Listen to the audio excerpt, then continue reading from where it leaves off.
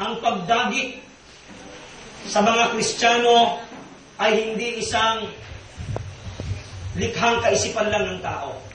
Ito ay isang katotohanan na inihahayag ng banal na kasulatan. Na isang araw, magkakaroon ng pagdagit sa iglesia ng Panginoon. Isang araw, magkakaroon ng pagdagit sa bawat tunay na mananampalatayang Kristiyano ng ating Panginoong Jesucristo. Whether we like it or not, whether we are ready or not, there will be the rapture of the church. Amen? Palakpakan natin ang Panginoon. Now, the Lord Jesus Christ Himself did not give us the specific day and hour of His second coming. Maliwanag po yan sa Biblia na mismong si Jesus ay hindi nagbigay ng partikular na oras at araw ng kanyang muling pagbabalik at ng pagdagit sa bawat mananampalataya na nagtiwala sa Kanya bilang Panginoon at sariling tagapagligtas. The only thing that the Lord Jesus Christ gave in the Scripture is the signs of the end times. Mga palatandaan. Sabihin natin lahat, palatandaan. Bakit mga palatandaan lang?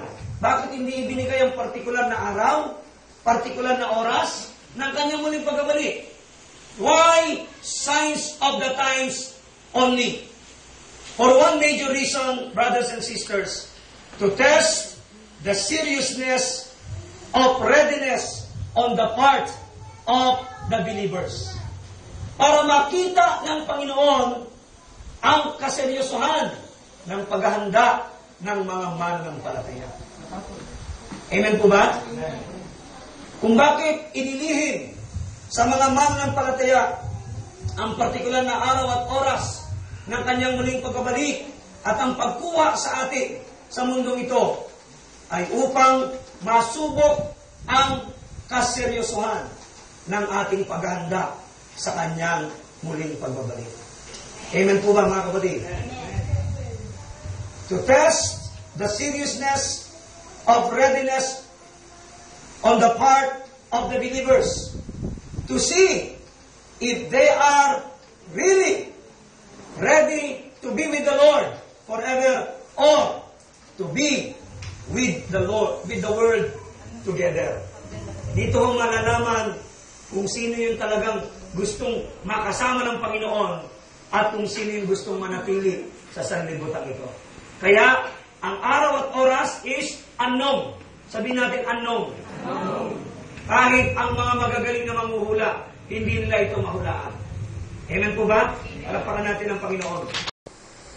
Hindi para hulaan, kundi para paghandaan. Amen po ba? Amen. Marami nang humula, pero hindi na hulaan. At may patuloy pa rin humuhula, pero hindi mahuhulaan. Sapagkat hindi pwedeng magsinungaling ang salita ng Diyos. Hindi pwedeng hindi matupad ang sinabi ng Biblia that no one knows the day and the hour, even the angels and the Son of Man Himself. Only the Father knows. Inihayag ang mga katotohanan ito na mga magaganap sa huling araw. Ang muling pagbabalik ni Kristo, ang pagdagit sa mga Kristiyano, at ang pagwawakas ng mundo ay inihayag ng Biblia hindi para hulaan ng sino mang mataong matalino, kundi para pagandaan ng bawat isang mananampalataya. Tanungin mo yung katabi mo, are you ready? Di ba, yun ang nakita nating pinaka-conclusion ng napaka-iksing movie. Are you ready when the day of the second coming of the Lord Jesus Christ comes? Handa po ba talaga tayo mga kapatid? It's not a joke. Hindi ito pagbibiro. Kaya yung mga naiwan, they regret.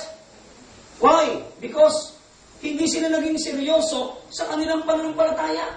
Hindi sila naging totoo sa kanilang Panginoon. Sabi mo sa katabi mo, hindi mo kayang dayain ang Panginoon. Hindi natin kayang lokohin ng Diyos, mga magulang, mga kapatid.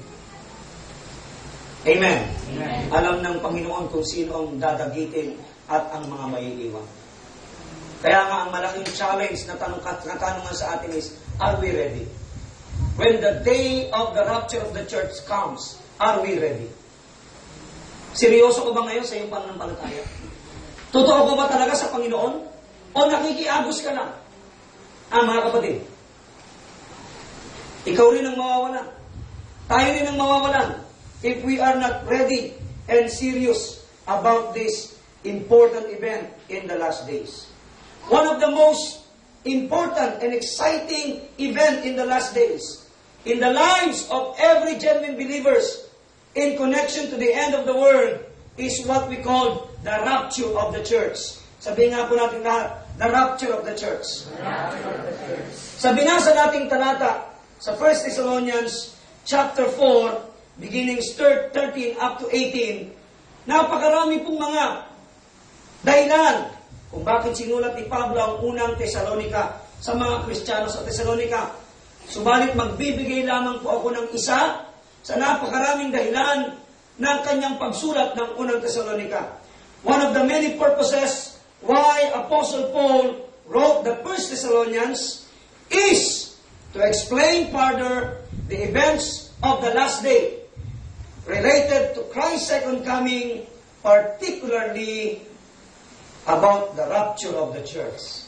Yun yung huli niyang binanggit sa chapter 4. Yung pagdagit, pagkuha, pagsasama ng mga buhay na Kristiyano at mga patay na Kristiyano, pagsasamahin sila sa ere upang makasama ang Panginoon magpakailan pa man. That's one of the major reason and purpose kung bakit sinulat ni Pablo ang unang Thessalonica. Para ipaunawa sa ating mga mananampalataya, lalo na sa ngayon, na merong magaganap na pagdagit sa iglesia. Tanungin mo rin itong katabi mo, are you ready? Meron ho ba sa ating panonood kanina? Meron ho bang nakakaalam sa kanila? Kahit yung pastor hindi niya alam. Yes, the pastor is what? Preaching about the second coming and the rapture of the church. Then suddenly, it came to happen. Nangyari, mga kapatid. It happened suddenly without any notice. Walang pasabi, walang pasubali. Darating ang pagdagit. Are you listening, people of God? Yeah. The rapture of the church is a controversial doctrine. Ang patungkol sa pagdagit sa mga Kristiyano, ang patungkol sa pagdagit sa iglesia, yung pag-aalis sa mga Kristiyano sa mundong ito ng biglaan, mga kapatid, ito ay controversial na aral sa Biblia. Why?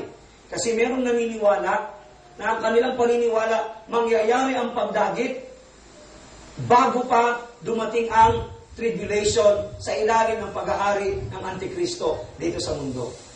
Ang tawag doon ay pre-tribulation.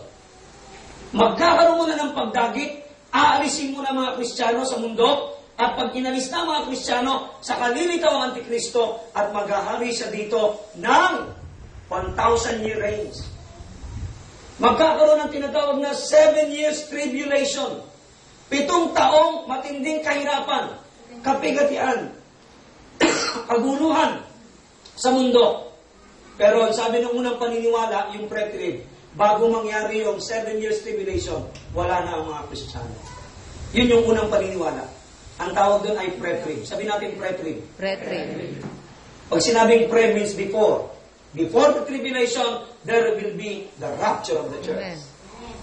Hello? Amen. Pangalawang controversial na paniniwala, why the rapture of the church is a controversial doctrine. Ang pangalawang paniniwala yung tinatawag na post-tribulation. Sabi natin post-tribulation. Pag sinabing post-tribulation, naganap na muna ang tribulation, saka dinagit ang mga Kristiyano. Na ang ibig sabihin, ang mga Kristiyano, ikaw at ako katulad nating lahat, ay tumaan pa rin saan? Sa matinding kahirapan, sa matinding pag-uusig, sa matinding kahirapan at kapigatian sa ilalim ng pamamahala ng Antikristo bago tayo kunin ng Panginoon. Ang tawag doon ay post-tribulation.